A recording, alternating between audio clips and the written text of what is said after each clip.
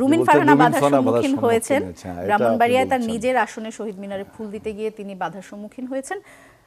এই ঘটনায় আপনার কোনো মন্তব্য আছে কিনা অবশ্যই বা আপনি মন্তব্য বিব্রত আছে। কিনা? বিব্রত তো হতেই হবে। একজন সংসদ সদস্য বা সংসদ সদস্য না হলে যদি সাধারণ নাগরিকও হতো, তিনিও ফুল দিতে পারবেন, তাই না?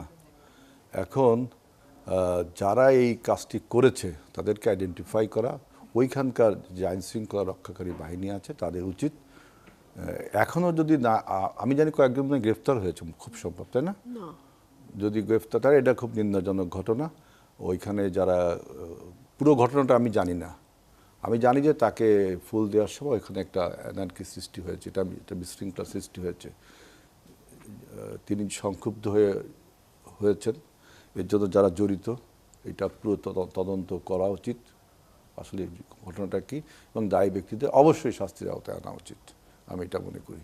এবং পুরো ঘটনাটা কি, রুমিন ফারহানা যেটা বলছেন, আবার তার সাথে যারা প্রতিপক্ষই বলবো, তারাও যা বলছেন, সব কিছু বিবেচনা করে যেটা ন্যায় হয় সেই ন্যায় যেন, জাস্টিস যেন এস্টাবলিশড হয়, এটা হলো আমার বক্তব্য। জি, রুমিন ফারহানা, আপনার তরফ থেকে আইনি পদক্ষেপ তো নেওয়া হয়েছে, আপনি তো মামলা করেছেন, এরপরে আসলে প্রশাসনের পক্ষ থেকে কি ধরনের পদক্ষেপ নেওয়া হয়েছে? প্রশাসন ওদের আরেকটা কাউন্টার মামলা নিয়েছে, ওরাও আমার নেতাকর্মীদের বিরুদ্ধে পরে মামলা করেছে, একদিন পরে। এই ঘটনায় কারা জড়িত ছিলেন? ওখানে উপজেলা বিএনপির সাবেক সাধারণ সম্পাদক, বর্তমান যিনি তিনি নন, সাবেক সাধারণ সম্পাদক, এবং যিনি এখন ব্রাহ্মণবাড়িয়া জেলা বিএনপিতে আছেন, ওনার একক নেতৃত্বে উনি প্রায় 50-60 জনের একটা মানে গুন্ডা বাহিনী আমি বলবো, তারা একরকম দখল নেয় শহীদ মিনারের। 12টা বাজে 10 মিনিট আগে আমি ওখানে পৌঁছাই। এখানে দুই তরফের ফেইলিওর আছে, প্রশাসনের একটা বিরাট ফেইলিওর আছে, আর ওই ভদ্রলোকের আমি আসছি। প্রশাসনের যে ফেইলিওর, সেটা হচ্ছে প্রশাসনের যেটা দায়িত্ব ছিল যে এই জায়গাটায় যখন সংসদ সদস্য এসে ফুল দেবেন, তিনি যাতে নিরাপদে নির্বিঘ্নে ফুল দিতে পারেন, সেজন্য জায়গাটা ক্লিয়ার রাখা, পরিষ্কার রাখা। সাধারণত ক্রাউড হয়ে যায় তো অনেক সময়, ক্রাউডটাকে ম্যানেজ করা। ক্রাউডের কোনো ম্যানেজমেন্ট ওখানে ছিল না, এবং আমার কাছে মনে হয়েছে যে প্রশাসনের একরকমের গা ছাড়া ভাব ছিল, কারণ যেহেতু আমি সরকারি দলের এমপি না, সো আমার উপর আঘাত আসলেই বা কি, আমার নেতাকর্মীদেরকে ফেলে দিলেই বা কি, আমি তো আর সরকারি দলের এমপি না। সো প্রশাসনের এরকম এক ধরনের গা ছাড়া ভাব ছিল। যেহেতু এটি নবনির্বাচিত সরকার এবং এই সরকারটি যেই দল গঠন করেছে তার সেই দলের সঙ্গে আমি দীর্ঘদিন রাজনীতি করেছি, আমার অনুরোধ থাকবে যে 212 জনের বাইরে যেই বাকি 80-90 জন এমপি আছেন, 88 জন এমপি, তাদের প্রত্যেকের নিরাপত্তা এবং প্রত্যেকে যাতে এলাকায় নির্বিঘ্নে কাজ করতে পারে, সেই ব্যাপারে এখনই সরকারের উচিত হবে স্পষ্ট নির্দেশনা প্রশাসনকে দিয়ে দেওয়া, যে এই প্রশাসন যেন আগের আমলের প্রশাসনের মতো এটা মনে না করে যে এমপি যদি সরকার দলীয় না হয় তাহলে সেই এমপির উপর যে কোনো হেনস্থা হতে পারে, আমাদের এখানে কোনো দায় দায়িত্ব নাই। এটা যাতে প্রশাসন মনে না করে, সেজন্য এই সরকারের, নতুন সরকারের উচিত হবে স্পষ্ট একটি বার্তা দিয়ে দেওয়া, যেটি নতুন সরকার, নতুন রাজনীতি, নতুন স্বপ্ন, নতুন পথ চলা। সো এইরকম পথ চলায় একেবারে সমাজের সবচেয়ে বিরোধী মতের যেই ব্যক্তিটি থাকবে তারও সকল নিরাপত্তা দেবার দায়িত্ব রাষ্ট্র নেবে, 1। 2 হচ্ছে, ওখানে আমার প্রায় 500-600 কর্মী ছিল, আরও বেশি, আর ওদের ছিল 50-60 জনের মতো। সো আমি যদি চাইতাম, ওখানে কিন্তু একটা বাজে ইনসিডেন্ট হয়ে যেতে পারত, মুহূর্তের মধ্যে হয়ে যেত। আমি আমার নেতাকর্মীদেরকে ধন্যবাদ দেব, তারা সর্বোচ্চ শান্ত থেকেছে। আমার একজন কর্মীকে পিটিয়ে একেবারে মানে তাকে হাসপাতালে ভর্তি করতে হয়েছে, 2 দিন ছিল সে হাসপাতালে, খুবই খারাপভাবে তাকে বেধড়ক মারধর করা হয়েছে।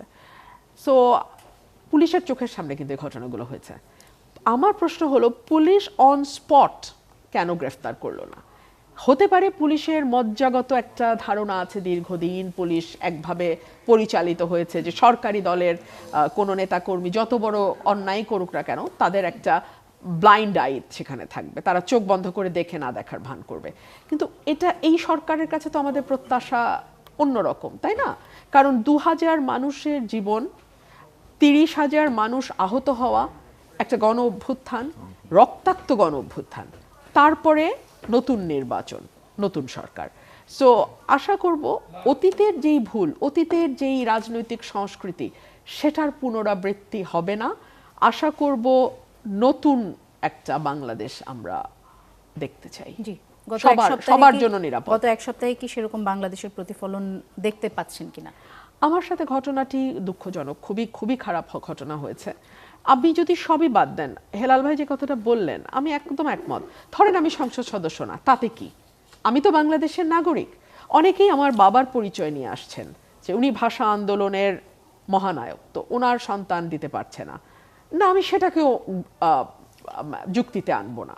শুধু বাবার সন্তান হিসেবে কেন, বাংলাদেশের একজন নাগরিক হিসেবে আমার শতভাগ নিরাপত্তা নিশ্চিতের দায়িত্ব রাষ্ট্রের। একদম সোজা সাপটা কথা, আমার নিরাপত্তা দেবার দায়িত্ব রাষ্ট্রের। এবং এই মেসেজটা এই সরকার, আমি আশা করব, তার প্রতিটা মেশিনারিজের মধ্যে ছড়িয়ে দেবে যে আমার সবচেয়ে বিরোধী যেই ব্যক্তি রাষ্ট্রে বাস করছে সেও যাতে শতভাগ নিরাপত্তার সাথে বাস করতে পারে, সেটা এনশিওর করার দায়িত্ব রাষ্ট্রের। এবং এই মেসেজটা লাউড অ্যান্ড ক্লিয়ার এই সরকার দেবে, আমি আশা করি। জি, ধন্যবাদ জমির আমি ফারহানা। একটা এক মিনিট বলি।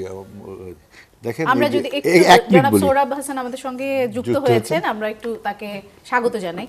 আজিজ আমার বাড়ি বক্তব্য হেলাল, হলো এক যে মিনিট সময়।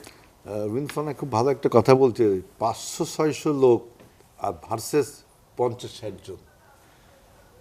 এটা আমি দীর্ঘ রাজনৈতিক অভিজ্ঞতা থেকে বলছি, এটা কিন্তু মানে এই জায়গায় টাসেল হলে 500-600 লোকই জিতবে, জিতবে। তাই না? তাহলে 500-600 লোক জেতেনি, ওনার ভাষায় জিতছে 50-60 জন। টাসেল হতে দেয়নি যে হেলাল ভাই। 50-60 জন লোকের যে নেতা, যাকে গুন্ডা বলা হচ্ছে, সেই লোকটা যদি আজকে এই টকশোতে থাকতো তাহলে কিন্তু আমরা একটা ক্লিয়ার মেসেজ পেতাম। যেহেতু আমি ছিলাম না, শুধু এই যে যে আমাদের যে সাবেক সেক্রেটারি, জেলা কমিটির নেতা, তার নামটা আমি জানি না, তিনি এই বিষয়ে যদি কোনো স্টেটমেন্ট দিয়ে থাকেন, তার তো একটা বক্তব্য নেওয়া উচিত, দুজনেরই বক্তব্য নেওয়া উচিত।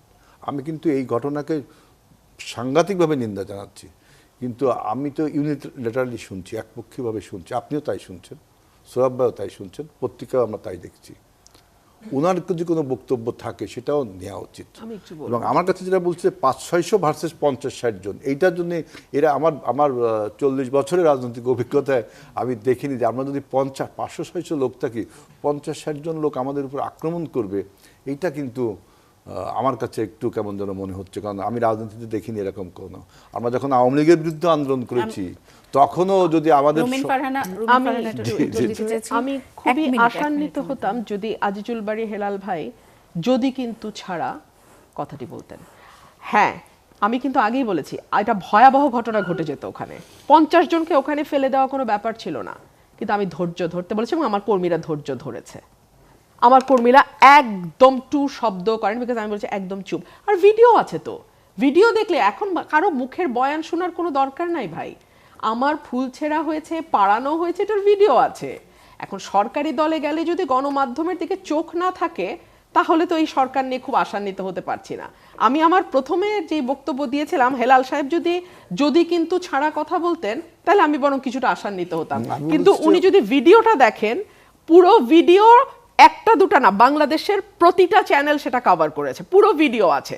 সেটা দেখলেই আপনি বুঝবেন কেন 500-600 বনাম 50-60-এ আমার নেতা কর্মীরা সর্বোচ্চ ধৈর্যের পরিচয় এটা একটা দিয়েছে। মিরাকেল। আর কিন্তু এই যদি এই মিরাকেলটা যে কিভাবে হলো, আমার কাছে মিরাকেল মনে হচ্ছে। এই যে রুমিন ফারহানা জেতা যেমন মিরাকেল, না না, রবীন্দ্র ফারহানা জেতা মিরাকেল না, রবীন্দ্র ফারহানা জেতা মিরাকেল না।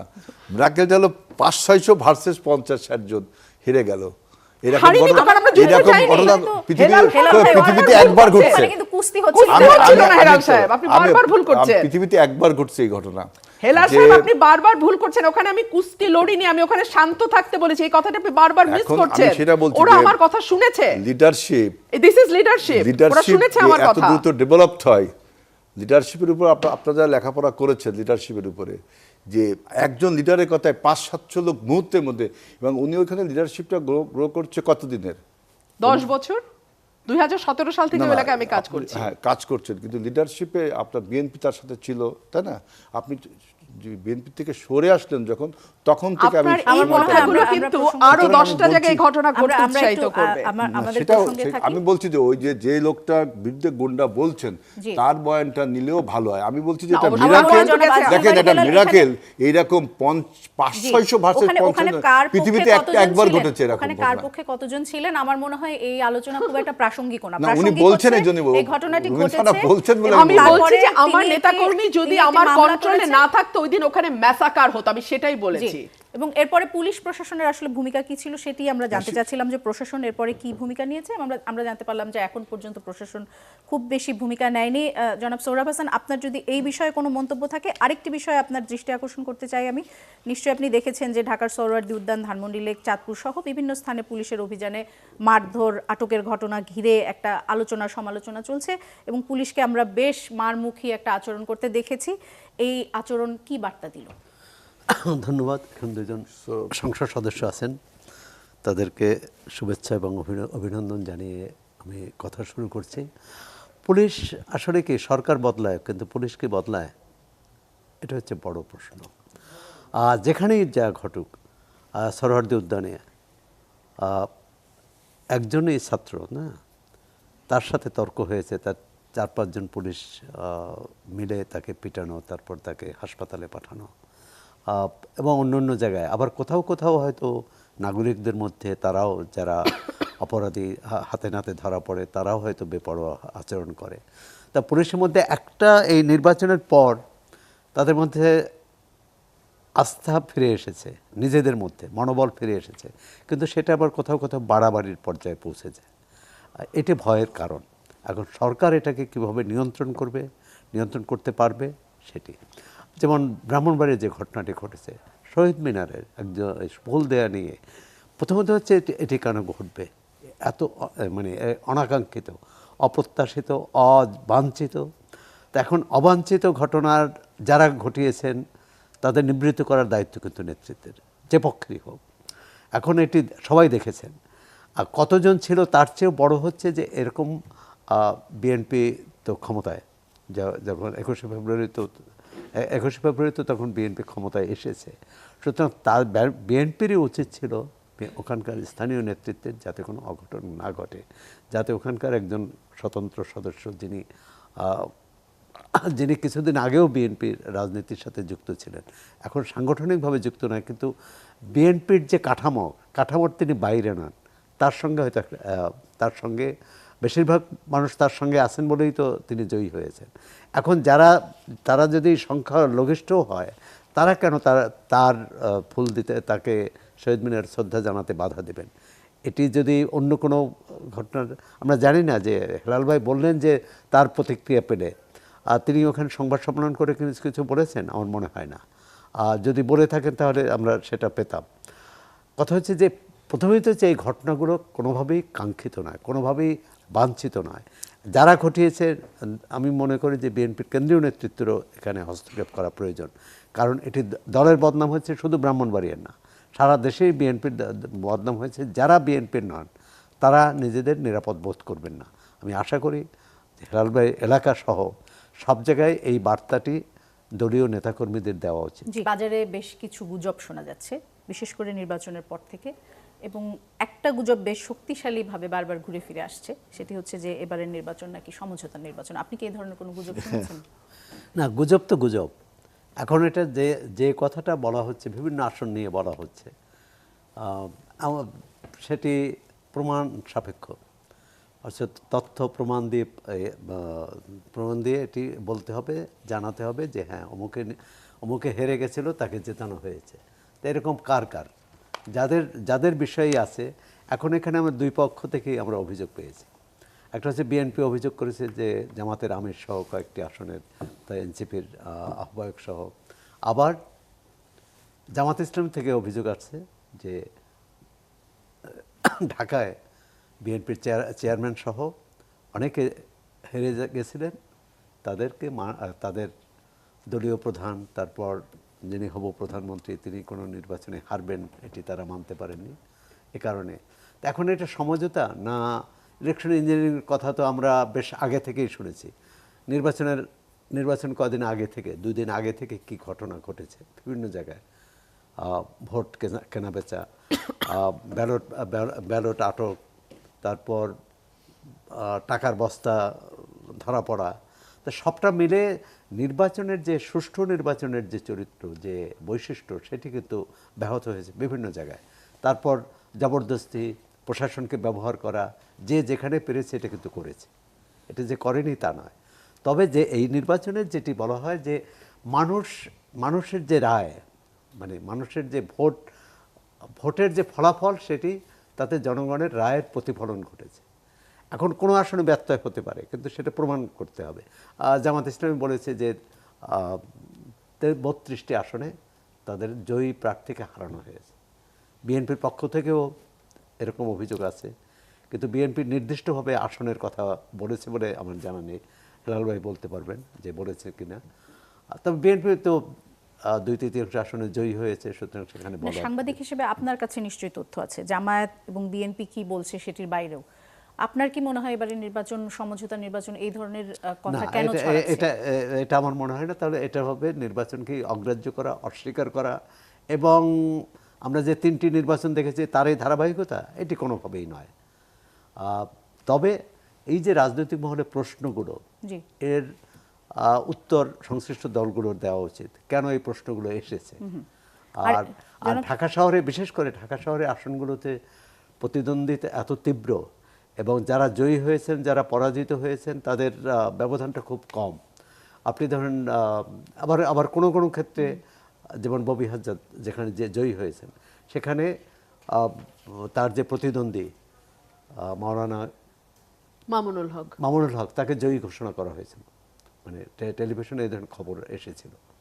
আবার এর বিপরীত ঘটনাও ঘটেছে। তাই সুতরাং এইসব কারণে আমার মনে হচ্ছে যে এটি গুজব, এর মধ্যে সত্যতা প্রমাণ না পাওয়া পর্যন্ত আমরা গুজবই ধরে নিতে চাই। আর এটি সমঝোতার নির্বাচন না, এটি এক ধরনের অবিশ্বাসের নির্বাচন বলতে পারেন, কারণ কেউ কাউকে বিশ্বাস করেনি। কেউ কাউকে কি কোনো নির্বাচনে বিশ্বাস করে জনাব সোহরাব হাসান? তাহলে বাংলাদেশের সব নির্বাচনই মোটামুটি অবিশ্বাসের নির্বাচন বলতে হবে আমাদের।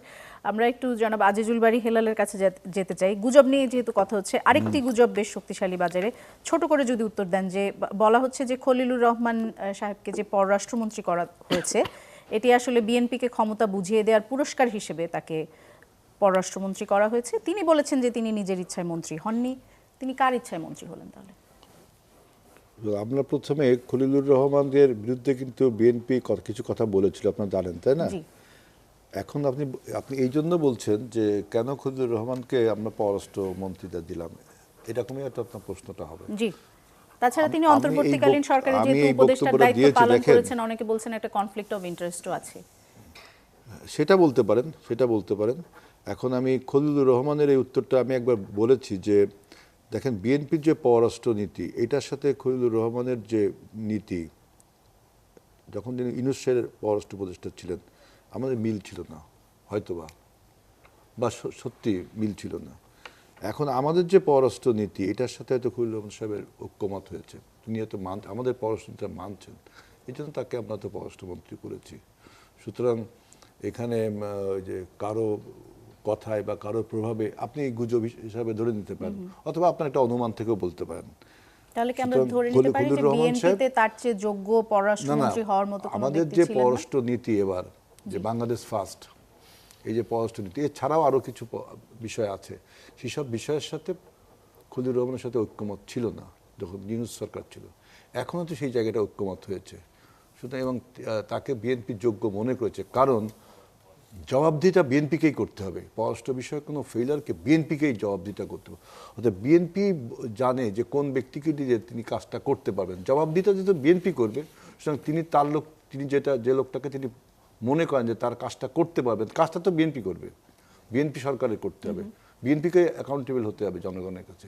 সুতরাং তিনি তার যোগ্য লোকটিকেই দিবেন, এইটা হলো একটা কথা।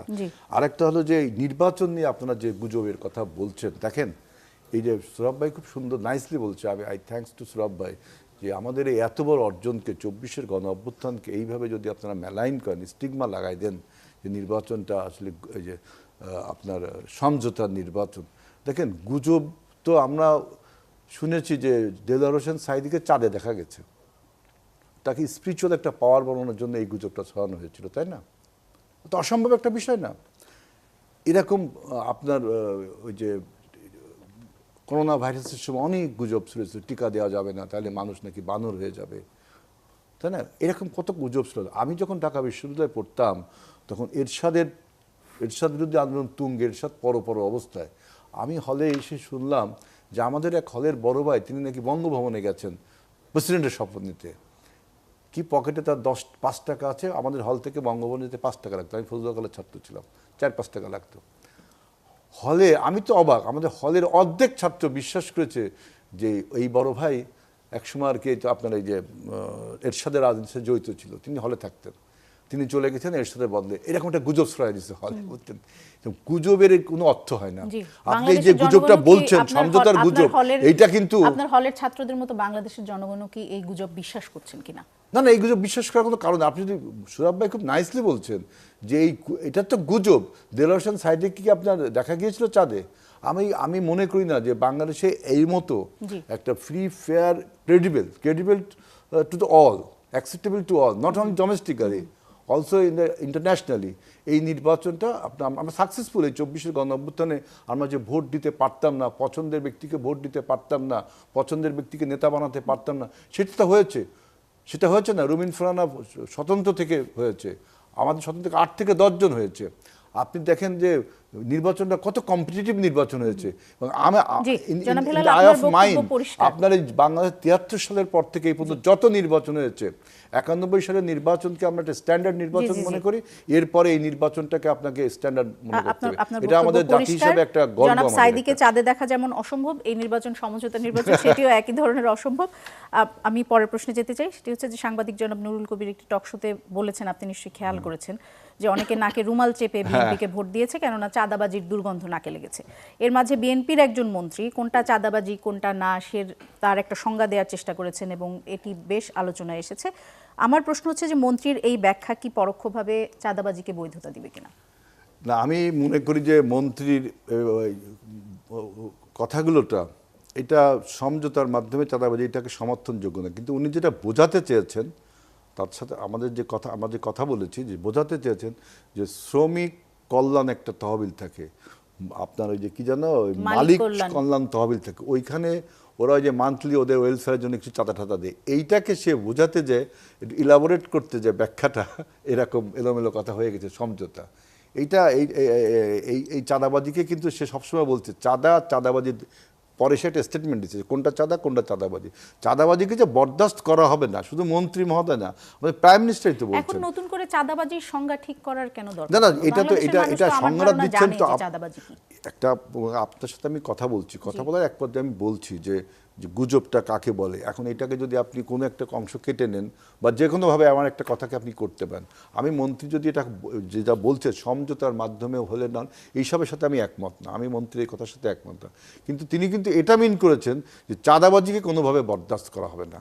এটা আমরা বিএনপি আমাদের সমঝোতার মাধ্যমে হলে সেটি ওইটা বলছি বললাম, শ্রমিক কল্যাণ তহবিল একটা আছে যে আপনাদের সাংবাদিক কল্যাণ তহবিল, আপনারা মান্থলি টাকা দেন সেখানে, ওইটা তো চাঁদাদের মাসিক গ্রাহক চাঁদা যেটা, ওইটাকে সে বুঝাইতে চাইছে।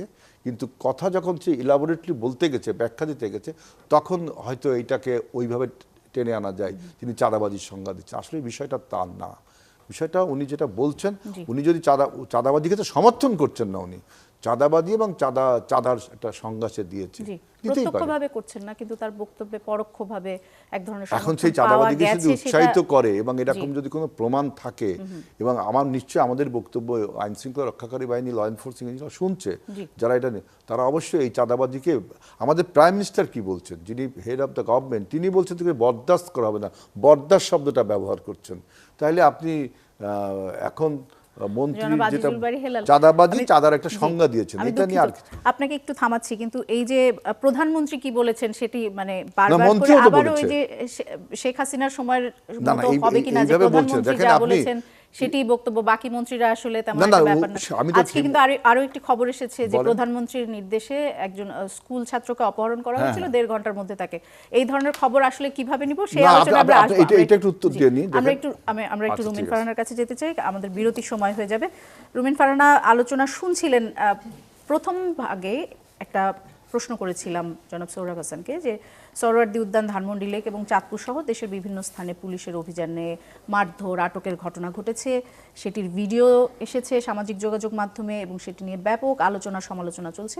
পুলিশের যে এত মারমুখী একটা আচরণ, সেটা আসলে কি বার্তা দিল? এটা দুঃখজনক। আমরা ইউনিফর্ম চেঞ্জ করেছি, গভর্নমেন্ট শুদ্ধ চেঞ্জ হয়ে গেছে, নতুন নির্বাচন, নতুন সরকার, কিন্তু এখনো হয়তো ইনস্টিটিউশনগুলো নিজেদেরকে ওভাবে রিফর্ম করতে পারে নাই।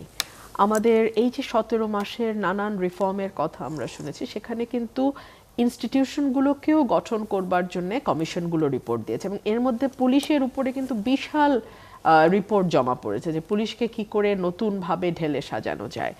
আমার মনে হয় যে এই রিফর্ম কমিশনের যে রিপোর্ট আছে সেটা নিশ্চয়ই সরকারের হাতেও আছে, সেখান থেকে যেগুলো বাস্তবায়নযোগ্য, যেগুলো সত্যিকার অর্থে পুলিশের মধ্যে পরিবর্তন আনবে, অ্যাটিটিউডে, চিন্তায়, কাজে, মানে ইমপ্লিমেন্টেশনে, সেই বিষয়গুলোকে যদি বাস্তবায়ন করে সরকার, তাহলে আদতে কিন্তু সরকারেরই লাভ হবে। আমি আপনার এখানে আসবার আগে আরেকটা টক শোতে কথা বলছিলাম, আমি সেখানে 21শে ফেব্রুয়ারি নিয়ে যথারীতি প্রশ্ন এসছে। আমার কাছে মনে হয়েছে যে দল পাল্টায়, সরকার পাল্টায়, কিন্তু প্রতিষ্ঠানগুলো, যেগুলো পুলিশ বলেন, প্রশাসন বলেন, তাদের কিন্তু যে নীতিগত চরিত্র, সেটা হচ্ছে সরকারি দলের হয়ে সব সময় কাজ করা। মানে সরকারি দল যতটুকু না চায়, যে বলেন না যে ধরে আনতে বললে বেঁধে আনে, তো আমাদের প্রশাসন এবং পুলিশের চরিত্রটা অনেকটা ওরকম। যদি বলে ধরে আনো তাহলে বেঁধে আনবে।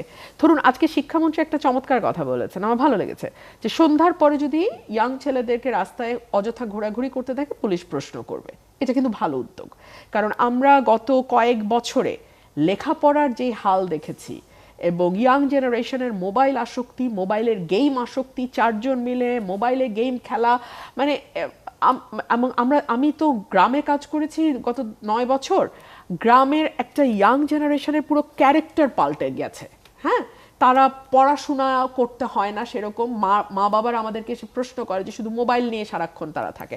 সো এই যে ইয়াং ছেলেদের ব্যাপারে একটা বার্তা দিল আমাদের শিক্ষামন্ত্রী, এখন পুলিশ যদি গিয়ে প্রথমেই পেটায়, পুলিশ যদি গিয়ে কোনো ছেলেকে বলে তোমার চুল লম্বা কেন বলে পেটায়, কথার কথা বলছি আমি, মানে ধরে আনতে বলে বেঁধে আনার উদাহরণ দিচ্ছি, ওই সাথে সাথে কিন্তু গভর্নমেন্টের এই ভালো উদ্যোগটাও বা মন্ত্রীর এই ভালো কথাটাও মুহূর্তের মধ্যে খারাপ একটা দৃষ্টান্তে পরিণত হবে।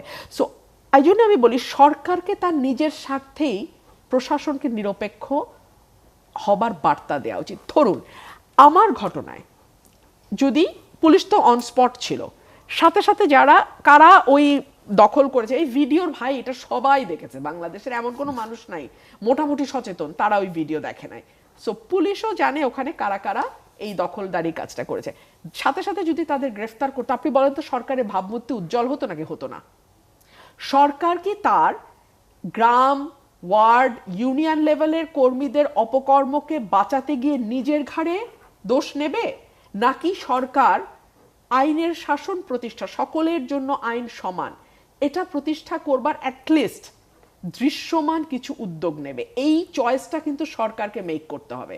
চাইলে কিন্তু সরকারের পক্ষ থেকে যারা টকশো করেন তারা যদি কিন্তু দিয়ে বিষয়টাকে ডিফেন্ড করার চেষ্টা করতে পারেন, তাহলে কি হবে জানেন, আরো 10টা আসনে উৎসাহিত হবে। শুধু তো আমার আসন না, আরো 88টা আসনেই বিরোধী দলের নেতাকর্মী আছে, এমপি আছে, সেই 88টা আসনকে উৎসাহিত করবে। কিংবা যেই আসনে হয়তো সরকারি দলের এমপি আছে, সেখানে কি অন্য দলের লোক নাই, অন্য দলের নেতাকর্মী নাই, তাদের উপর জুলুম করতে উৎসাহিত করবে। কিন্তু যদি কিন্তু ছাড়া, this is not permissible, full stop, এটা যদি হয় সরকারের বার্তা, শুধু কথায় না কাজে, তাহলে কিন্তু এই বার্তাটা অটোমেটিক্যালি ট্রিকল ডাউন করবে এবং এই বার্তাটা প্রশাসনের সর্বত্র ছড়িয়ে যাবে যে এই সরকার মুখে যা বলে কাজেও সেটা করে দেখায়। ধরুন আমার ঘটনাটা অসম্ভব আলোচিত এবং সরকার মাত্র ওথ নিয়েছে। স্বরাষ্ট্রমন্ত্রীর উচিত ছিল না পুলিশকে ফোন দিয়ে বলা যা হয়েছে নিরপেক্ষ ইনভেস্টিগেশন করো, ভিডিও আছে আমরা দেখেছি, সেই অনুযায়ী ব্যবস্থা নাও। এটা বললেই কিন্তু আমার পুলিশ, আমার ওসি এত ভয় পায় না। আমার এসপি 14 বার ফোন করে বলে না যে আমি পেনাল কোডে মামলা দেন, দ্রুত বিচার আইনে দেওয়া যাবে না। আপনি বোঝেন, কারণ তাদের কাছে তো পরিষ্কার বার্তা যায় নাই। তারা জানে যে আওয়ামী লীগও তো মুখে মুখে বলছে আইনের শাসন আছে, আওয়ামী লীগও তো মুখে মুখে বলছে প্রশাসন নিরপেক্ষ, তো এই সরকারও তো তাই। সুতরাং আমাকে সরকারকে সার্ভিস দিয়ে যেতে হবে প্রতি মুহূর্তে। হ্যাঁ, আমার কাছে মনে হয়েছে যে একটা চমৎকার এক্সাম্পল বিএনপি সেট করতে পারতো, 21শে ফেব্রুয়ারিতেই পারতো। আমি বলেন, আমার জায়গায় যে কেউ হইলেও এই কাজটা করা যেত। চাঁদপুরেও সম্ভবত এরকম একটা ঘটনা ঘটেছে। এই দুটো জায়গায় কিন্তু চমৎকার এক্সাম্পল সেট করতে পারতো। কিন্তু ওই যে ইগো বা অহংকার, বা ঠিক আছে আমি তো চাই আমার নেতা কর্মীরা এরকম করলে পার পাক, এই যে পার পাক, এটা কিন্তু দিন শেষে সরকারকে একেবারে ঝাঁঝরা করে দেয়। আওয়ামী লীগকে কিন্তু 5 তারিখে আর খুঁজে পাওয়া যায় নাই। আওয়ামী লীগ কিন্তু দল হিসাবে অনেক আগে আওয়ামী লীগের মৃত্যু হয়েছে। আমার একটা বই প্রথমা থেকে বেরোবে খুব শীঘ্রই, সেখানে আমি বলেছিলাম যে পুলিশ প্রশাসন দিয়ে আওয়ামী লীগ ক্ষমতায় ছিল ঠিকই, কিন্তু শেখ হাসিনার একজন রাজনীতিবিদ হিসেবে মৃত্যু হয়েছে আরো অনেক আগে। বিএনপিকে ঠিক করতে হবে তারা পুলিশ প্রশাসন দিয়ে আওয়ামী লীগের কায়দায় বিরোধী দলের বা বিরোধী মতের মানুষকে চুপ করিয়ে ক্ষমতা লিঙ্গার করবে, নাকি যেটা দেশনেত্রী বেগম খালেদা জিয়ার নীতি ছিল, ক্ষমতা ছেড়ে দেই, কোনো অসুবিধা নেই, আমি বিরোধী দলে থাকবো, আমি জেলে যাব, কিন্তু তারপরে দেশের স্বার্থ মানুষের স্বার্থের সাথে আপোষ করব না। এইটা এই দলের প্রিন্সিপাল হবে। এটা দলকে এবং সরকারকে ঠিক করতে হবে। জি, জনাব সোহরাব হোসেন কিছু যোগ করতে চান কিনা এই বিষয়ে? আরেকটি খবরের দিকে আপনার মনোযোগ আকর্ষণ করতে চাই, সেটি হচ্ছে আওয়ামী লীগের বিভিন্ন কার্যালয়ে নেতাকর্মীদের প্রবেশের চেষ্টার এক ধরনের খবর আসছে। এর নেপথ্যে কি সেটি নিয়ে অনেক জল্পনা কল্পনা চলছে যে বিএনপির সাথে কি আওয়ামী লীগের কোনো আপোষ সমঝোতা হয়েছে কিনা বা জামায়াতের সাথে হয়েছে কিনা, আপনি এই বিষয়ে কি বলবেন? প্রথমত হচ্ছে আইনের শাসন চাইলে কে কোন দল করেন কি করেন তারা আইনের দৃষ্টিতে দেখবেন। সেটা পুলিশের ক্ষেত্রে সত্য, র্যাবের ক্ষেত্রে সত্য। বাড়াবাড়িও করবে না, আইন প্রয়োগ করতে যে বা আইন লঙ্ঘন করবে না, আবার কোথাও চোখ বুজে থাকবে না, মানে অন্ধ হবে না। দ্বিতীয় যে প্রশ্নটা আসছে যে আওয়ামী লীগের সাথে কি সমঝোতা হয়েছে কি হয়নি, আগে যে বললেন না সমঝোতার নির্বাচন, তো এই নির্বাচনে কোথাও না কোথাও তো মানে ভোটের যে গতিবিধি তাতে কিন্তু কোথাও না কোথাও এক ধরনের সমঝোতার আভাস আছে। এটি যে বিএনপি করেছে তা নাও হতে পারে, এটি যারা অন্য দলও করতে পারে তার স্বার্থে, তার আত্মরক্ষার জন্যে। যেসব আসনে আওয়ামী লীগ জয়ী হয়েছে বা যেসব এলাকায়, সেখানে ভোটের হিসাব নিকেশ করলে কিছুটা এই ভোটের আওয়ামী লীগের ভোটারদের একটা প্রভাব এখানে লক্ষ্য করা যায়। পরবর্তীকালে যে কথাটাই বললেন যে আওয়ামী লীগের অফিস খোলা না খোলা, বিএনপি কিন্তু আগে এটা স্পষ্ট করেছে, তারা বলেছে যে আমরা কোনো দল নিষিদ্ধ করার পক্ষে নই। তবে আবার আইনে যেহেতু নিষিদ্ধ আছে এবং সেটা নির্বাহী আদেশে, অন্তর্বর্তী সরকার এটি করেছে, তা আমি তো মনে করি বিএনপি সরকারের প্রথম দায়িত্ব হবে সেই নির্বাহী আদেশটা প্রত্যাহার করা। কারণ সেটি বিএনপিও বলেছে এটি অন্যায়ভাবে যদি কারো বিচার করতে হয় দল হিসাবে সেটা আদালতে। এক হচ্ছে এটার এই ব্যবস্থার মধ্য দিয়ে অন্তর্বর্তী সরকার প্রমাণ করলো যে তারা আওয়ামী লীগকে ভয় পেয়েছে। নিশ্চয়ই বিএনপি সরকার আওয়ামী লীগকে ভয় পায় না, তারা আইনানুগভাবে যেটা ন্যায্য, নাগরিক হিসাবে যেটা ন্যায্য, সামনে স্থানীয় সরকার নির্বাচন, সেটি নামে হোক বা না বেনামে হোক, যদি নামে হয় তখন প্রশ্ন আসবে যে আওয়ামী লীগের নেতাকর্মীরা এই নির্বাচনে প্রতিদ্বন্দ্বিতা করতে পারবেন কিনা। আর যদি বেনামে হয় তখনও প্রশ্ন আসবে যারা আওয়ামী লীগ করেন তারা প্রতিদ্বন্দ্বিতা করতে পারবেন কিনা। সরকারের সামনে কিন্তু অনেকগুলো চ্যালেঞ্জ আছে। ইতিমধ্যে এই যে 6টি আমরা সিটি, একটা বিরতি নিয়ে এসে যদি সে বিষয়ে আলোচনা করি। দর্শক একটা বিরতি দিয়ে যাচ্ছি, ফিরছি কিছুক্ষণ পর। দর্শক ফিরে এলাম। আজিজুল বারী হেলাল, আমাদের হাতে একদমই সময় নেই, 1 মিনিট করে সময় দিব আমি তিনজনকেই।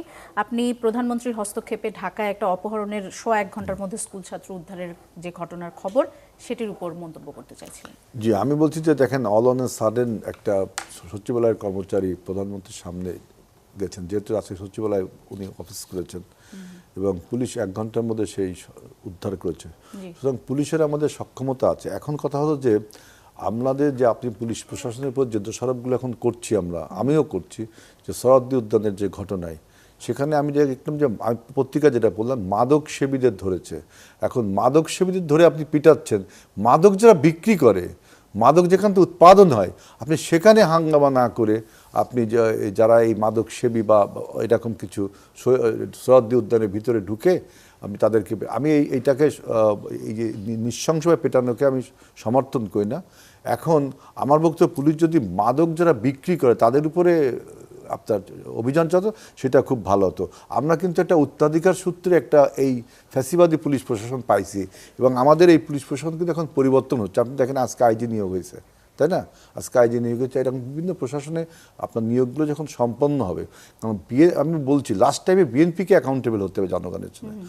আমরা আমাদের যোগ্য আমার প্রশ্ন ব্যক্তিকে হচ্ছে যে আমরা যারা এখন নিয়োগ দিচ্ছি। প্রধানমন্ত্রীর সামনে গিয়ে পড়বো না হঠাৎ করে, আমরা যখন কোনো বিপদে পড়বো পুলিশ কি আমি সেইটাই বলছি, সেই জন্যই বলছি পুলিশকে অবশ্যই করতে হবে। কারণ কি এবার এই পুলিশের বিরুদ্ধে যে আপনি দেখেন স্লোগানটা কি ছিল, সামনে স্বাধীনতা পিছনে পুলিশ, তাই না? এই স্লোগানটা কিন্তু ছিল না, পুলিশকে এটা ভাবতে হবে। সেই জন্য বর্তমান পুলিশ প্রশাসন আমাদের 7 দিনের সরকারের, আমরা প্রশাসনের সব লদলটা করতে পারিনি, জবাব দিতে তো আমাকে করতে হবে, কিন্তু আমাকে পুলিশ প্রশাসনটা সাজাতে দিতে হবে। আমি যোগ্য ব্যক্তিটিকেই পশাবো। আমার ওই লোকটা যখন কাজ না পারবে তখন আপনি আমাকে আঙুল তুলে দেখাতে পারেন। কিন্তু এখন যে প্রশাসন আপনার রয়ে গেছে, যেমন রুমিন ফাদার ঘটনাটা, এই প্রশাসন দেখালে যদি বলেন যে মাদক সেবীদেরকে মেরেছে, না, আমি তো সেটা বলিনি। আমি মাদক সেবীকে আপনি মারবেন তা তো বলিনি। আমি সরদ্দুদ্দিনে ঢুকে আপনি যাদেরকে মারলেন, আপনি ওই কারণ দেখিয়েছেন মাদক সেবী, তো মাদক যে বিক্রি আমি সেটা বলছি, তাদেরকে আপনি ধরতে না, উৎপাদন যেখান থেকে হচ্ছে, ইম্পোর্ট যেখান থেকে হচ্ছে, সেইটাকে আপনি টার্গেট না করে বিশ্ববিদ্যালয়ের ছেলেদেরকে আপনি টার্গেট করছেন কেন? এটা হলো আমার বক্তব্য। জি রুমিন ফারহানা, একেবারে শেষ মন্তব্য জানতে চাই। কোন বিষয় বিশেষ? এই যে প্রধানমন্ত্রীর যে ঘটনাটা, এটি আপনার কি মনে হয় যে? আমার একবার সংসদে আমি প্রশ্ন করেছিলাম যে মাননীয় প্রধানমন্ত্রী, মানে সিটি কর্পোরেশনের মশা বাড়া থেকে শুরু করে মানুষ হত্যার বিচার পর্যন্ত সবকিছু আপনার কাছে কেন চাইতে হয়? প্রধানমন্ত্রীকে প্রশ্ন করার সুযোগ ছিল সংসদে, এই প্রশ্নটি আমি করেছিলাম, উনি ওনার মতো করে দীর্ঘ উত্তর দিয়েছেন। আশা করি আমরা নতুন সরকার, তারা সবকিছু প্রধানমন্ত্রীর নির্দেশের অপেক্ষায় বসে থাকবে না। মানে প্রধানমন্ত্রী নির্বাহী বিভাগের প্রধান, হ্যাঁ, কিন্তু তার বাইরেও অনেকগুলো সাংবিধানিক প্রতিষ্ঠান আছে, অনেকগুলো স্বায়ত্তশাসিত প্রতিষ্ঠান আছে, অনেকগুলো রাষ্ট্রীয় বাহিনী আছে। তারা তাদের যার যার দায়িত্ব এবং কর্তব্য সম্পর্কে ওয়াকিবহাল থাকবে এবং অ্যাটলিস্ট দলীয় বাহিনীর মতন তারা কাজ করবেন। এবং এই যে কথাটা আপনি বললেন যে হঠাৎ করে প্রধানমন্ত্রীর সামনে পড়ে যাব আর পড়ে গিয়ে আমি বিচার দিয়ে ফেলতে পারবো, এই সৌভাগ্য তো আসলে সকলের হবে না, তাই না? সো আমাদের প্রধানমন্ত্রী পর্যন্ত পৌঁছাতে পারবেন না এমন মানুষের সংখ্যাই বাংলাদেশে মানে সর্বাধিক। হ্যাঁ, তো সেই দিক মাথায় রেখে আমার মনে হয় যে নতুন সরকারে এই যে বার্তাটা দিতে হবে, মাথার উপর থেকে বার্তাটা আসলে ট্রিকল ডাউন করবে।